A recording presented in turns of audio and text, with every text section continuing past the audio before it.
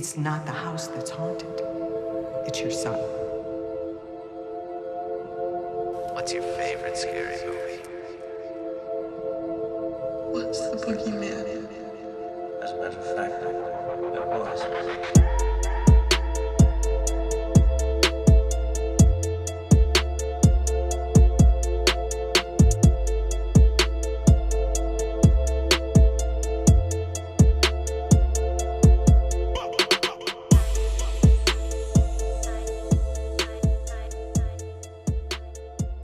Yo, what is going on, my spooky people? MJ here with another episode of Slashes in Sync. Thank you guys for tuning in and joining us on Christmas Eve. Sadly, Marva won't be on this episode either. A lot of stuff has come up and things have just been pretty busy when it comes to trying to get episodes out. So I am here once again. She will be joining me pretty soon. In fact, I think we're going to bulk record this upcoming week once the holidays are done. And we're just going to record and just get podcasts and videos scheduled out. In fact, if you guys haven't gone to our YouTube channel, we're doing reactions and stuff there. So we're going to have the podcast every Tuesday morning, and then throughout the week, whenever we have time, just upload some reactions to horror trailers, horror stories, just anything horror we're going to be dropping on the YouTube channel. But as always, the podcast will remain here Tuesdays, Spotify, Apple Music, wherever you're listening to us. And if you are listening to us, again, thank you so much for tuning in on Christmas Eve. And we wanted to do, something special. So I recently rewatched 2015's horror/comedy Krampus. And for those of you who don't know, Krampus is almost like the opposite and or I guess evil version of the Saint Nick folklore, which follows Santa Claus. I believe this is like Eastern and like European folklore when it comes to Krampus. I don't really know too much about it from when I was growing up, but I found out a lot about it over the years just watching and reading a lot of horror stuff. And it's been cool to kind of see that concept of Krampus and just what happens to people when they lose their Christmas spirit on a more demonic and evil side of things. So it's always a fun time for me to check out a story that involves Krampus. So yeah, 2015's Krampus. Let's go ahead and get into it. And if you haven't seen it yet, I can highly recommend it. It's not like the best horror movie that you've ever seen, but it is something that I feel like will catch your attention, especially if you're not familiar with the folklore. There is better films that follow that stuff, but this is a pretty good casual watch for anybody, and even if you want to watch it with your family as well. Krampus was directed by Michael Dougherty, who's also known for Trick or Treat.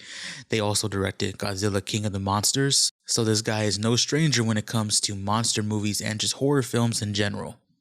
The opening scene is this chaotic, I guess, just Royal Rumble inside a mall during the holiday season. Shoppers are like scrambling to get their gifts, and it's just showing consumerism at its peak. Straight up Black Friday style violence, showing people fighting over the last toys, creating a tense and dark atmosphere for this film. Amidst this madness, we see a young boy named Max, who is played by MJ Anthony, who's in a brawl with a boy from the school, which looks like to be a play that was happening. And man, they're just going at it. Very Thanksgiving-like, because Thanksgiving also had an opening which just showed, consumerism at its peak. Again, to use that phrase, with Black Friday just being this huge uproar, and then complete just chaos happens in the opening scene. But obviously Eli Roth's Thanksgiving is a lot more gory than this. This is just people going at it. No one's like getting killed or nothing like that, but there is fights breaking out everywhere. And overall, it sets the tone for this movie because the film does follow what is Christmas spirit and the people who lose it and or keep it. So it is interesting to see this scene. And again, it just sets the tone for this film. Once we get out of the mall scene and we head over to the Ingalls house, this is where we get to see a little bit more of the story unfold. We're now introduced to Max's parents, sister, and grandmother. Tom Ingle is played by Adam Scott. We all know him from Severance, Parks and Recreation, Step Brothers. Long list of films and shows. His mother is played by Toni Collette, who, again, long list. I don't even have to mention the films that she's been. Goes all the way back to the 90s. Hereditary, if you want to talk about horror. Knives Out, just probably one of the most underrated actresses of our time. His sister is played by Stefania Owen, and his grandmother Omi is also played by Krista Stadler, who's had a long career going back to the 70s. We come to find out that the reason why Max was even in this fight during this huge rumble at the mall was because the kid that he was fighting doesn't believe in Santa, and he was spreading that word amongst the other kids that were younger than them that were at this play.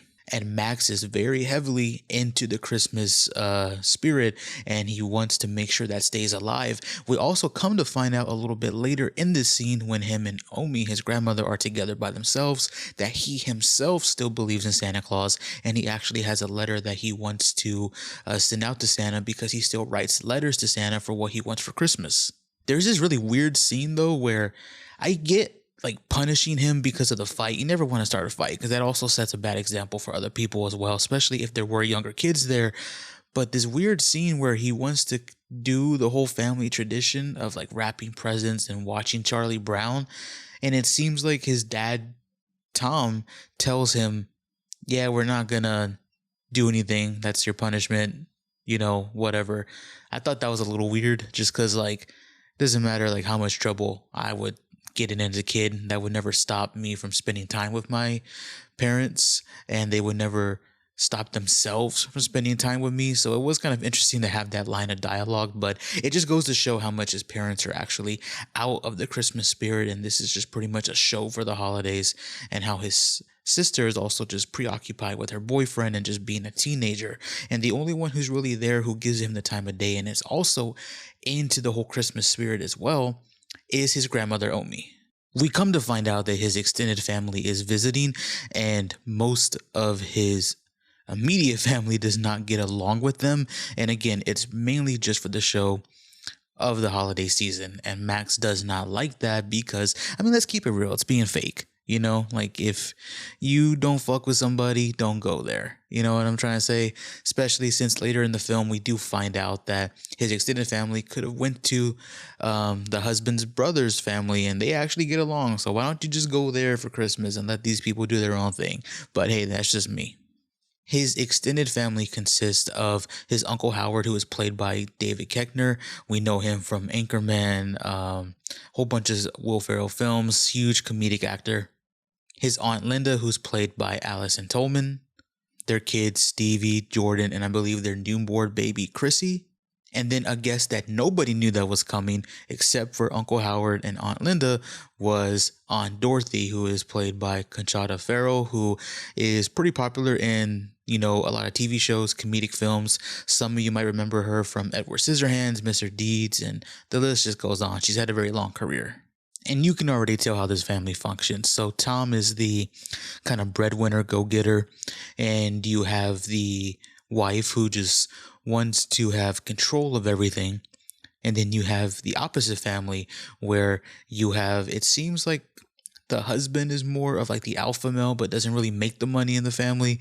And then you have the aunt who is very much like the one who brings in the money, but is also very obedient, and just a complete clash. You have Howard constantly clashing with Tom over their ideals and just stuff like that. And you see the same thing with, again, Linda and Sarah. So they're kind of like going back and forth too. And everything just blows up at the dinner table. So we find out that the letter that Max had written was specifically to bring the Christmas spirit back to his family, and so that his family could just get along.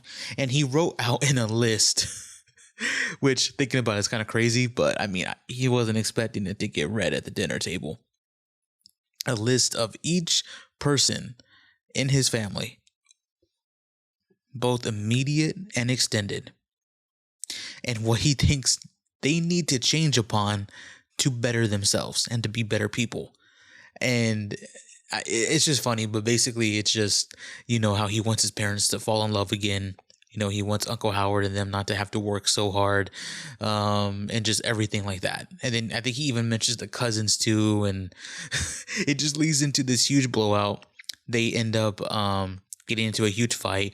Howard and Tom have to break it up, and Max just pretty much yells bloody murder at his parents and his family and just says, fuck everything. I don't want nothing to do with Christmas. I don't want anything to do with y'all. Fuck y'all. Runs upstairs. The dad tries to go and comfort him, which he kind of does a pretty bad job at explaining which his families are and why families get together. Max really isn't having it, and this leads to him looking at his letter. And this is right after his dad also said that he could still send it out in the mail before Christmas Day, but no, he tears it up and just throws it out the window.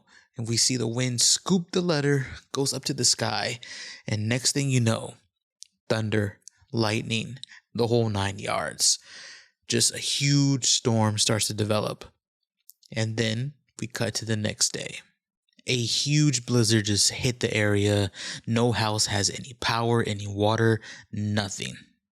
We're seeing each of the family members try to, I guess, get through this morning the way they know how to do it. You have Omi making hot chocolate because hot chocolate just makes everything better.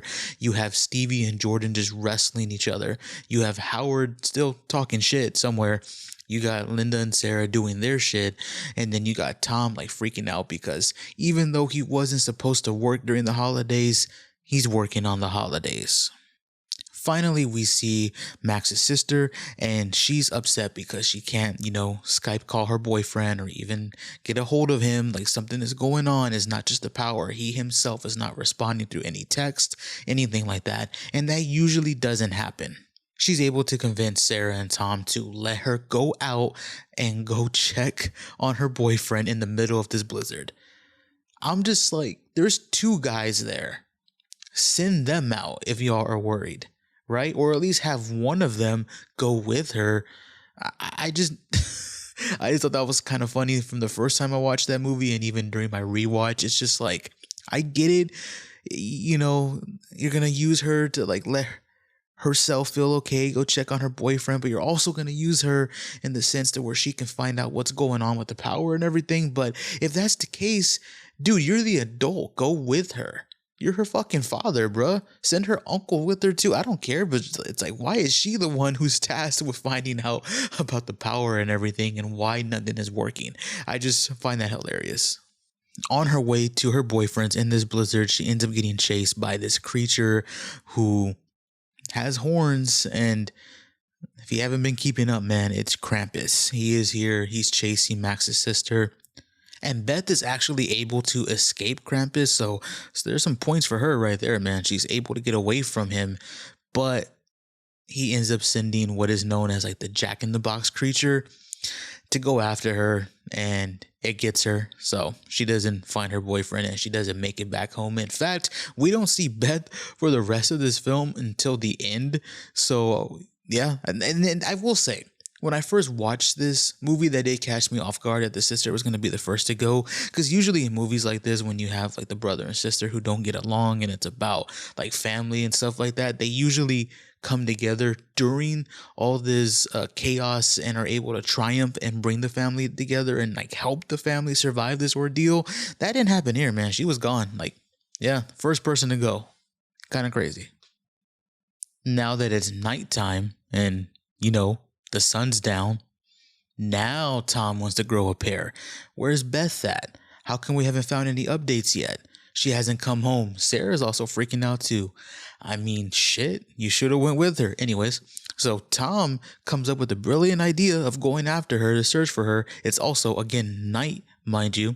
We get this like little weird bonding moment with, I guess, Howard saying, I thought you would never have asked, man. Let's do this shit, right? So they all gear up. They're about to head out. They even take some weapons with them just to be safe, which, again, I don't know. They should have just went with her in the beginning. But anyways, so they go out. And as they're searching, they find the DHL driver who was delivering a package earlier. I forgot to bring that up. Somebody brought in a package at the start of this blizzard earlier in the morning before Beth had went out. So they find that driver and his truck is abandoned, and they, see that something probably killed him because it wasn't a crash. There's nothing he could have crashed into in the middle of the road. And when Howard suggests that maybe he flew out of his vehicle, that's not the case because the glass was kicked inwards. So something came in to get him. That's when they make it over to Beth's boyfriend's house. They don't find Beth. They don't find her boyfriend. They don't find anyone there except for that the house is in ruins. They see that the chimney was split fucking open. And then they start seeing goat-like prints, which again, if you've been keeping up, it's Krampus. They start getting fucked with this like unseen monster in the snow. I don't know if it's one of the toys or later creatures, or maybe even an elf that we see later in the movie, but something is attacking them, and Tom is able to save Howard. And this is kind of what leads to Howard respecting Tom a lot more than he initially did throughout the time that he has known him.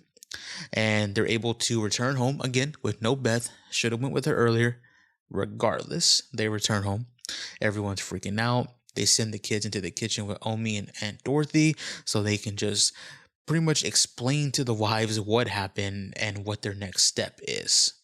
So they want to board up the windows, and Howard stands guard while everyone sleeps. I believe Linda and the kids are actually watching a movie on their iPad just until the iPad dies, just to give them something to do because everyone is freaking out. But when Howard's on guard, he actually starts to fall asleep. And when that happens, the family is left vulnerable, specifically his own family, because a large hook with a living gingerbread man. You cannot make this shit up. It's fucking glorious. A gingerbread man is attached to that hook, and he lures Howie Jr. To the chimney. And when he's able to grab it and take a bite, he's dragged up to the chimney despite the family's efforts to save him. So Howard, or Howie Jr., is now gone. And this, of course, causes a huge uproar because now it's not just Beth missing, it's also, again, Howie. So a kid from each side of the family is now completely gone, nowhere to be seen, and everyone's freaking out, not knowing what to do. And this is when Omi starts to explain what Krampus is. Omi says that the creature that is hunting them and that is causing all this chaos is Krampus, an ancient demon-like being who punishes those who have lost their Christmas spirit. When Omi was a child, she explains that her family and their community lost their spirit due to the hardships of the war in Europe. Omi eventually lost hope entirely after just constant abuse that her and her family had faced, and wished for her parents as well as everyone around her to be taken away. This would, of course, summon Krampus. He and his helpers pretty much savaged the entire community and dragged everyone, including her parents, but not her, to the underworld, leaving behind nothing left except a bell-like ornament with his name on it. This causes an even bigger commotion amongst the family, with Howard pretty much just cursing at Omi and just saying, fuck all of this. He wants to go find his son.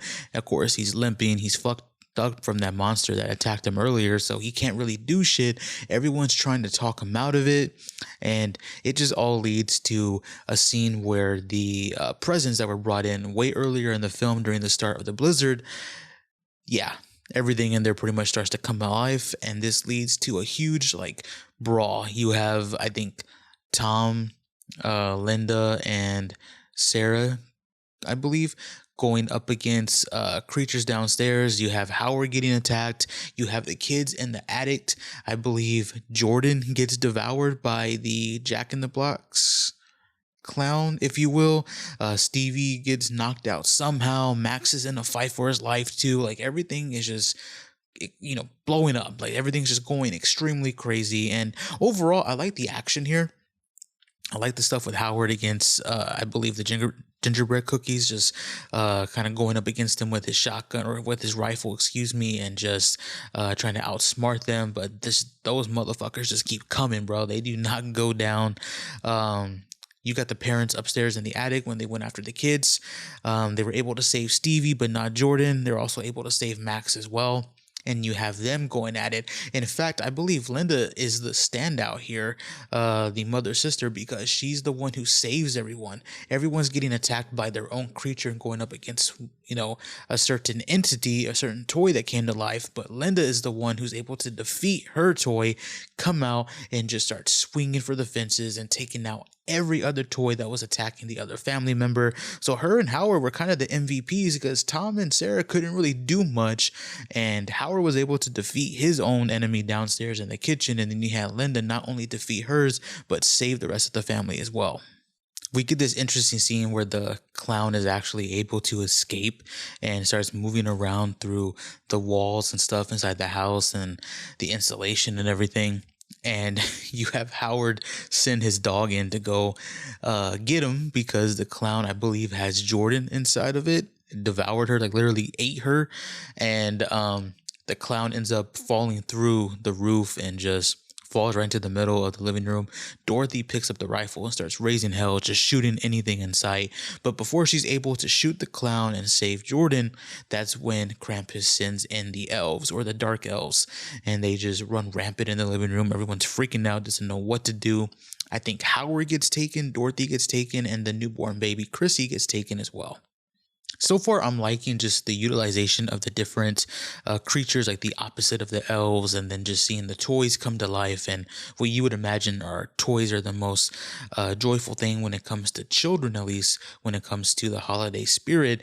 They're now the most terrifying things. I like that a lot, man. Seeing that just play out and just using different ways to kind of flip Christmas on its head and make it more of a horror story. I like that a lot. Tom comes up with an idea for the rest of the family to go to the abandoned snowplow on the streets, because if they can use that, they can just get away. Doesn't matter if there's light at the next neighborhood or even in the next city. They'll just keep driving until they can escape pretty much what they consider this hellhole. As everyone's about to, leave the house and head out into the blizzard to go look for this shit, Omi decides to stay behind because she knows that now that the fire is out from the chimney, which that was a nice little callback to that the reason why she was making hot chocolate and constantly had the fire running so she can heat up things was not just to make food and bring drinks and stuff like that and just to keep warmth in the house because there was no electricity. It was also to keep Krampus out because she would know that she's seen Krampus come through the chimney before, so she knew to make sure that needed to stay lit. So Krampus emerges from the fireplace and he attacks her with his bag of toys. And it's an interesting scene too because it's almost like Omi is looking, I don't want to say like at an old friend, but just something that she knows, right? Like, or somebody that she knows. And it's a pretty cool scene because we do know that she experienced the exact same thing Max is experiencing as a kid, and she was able to survive it, but now she's pretty much looking at death in the face.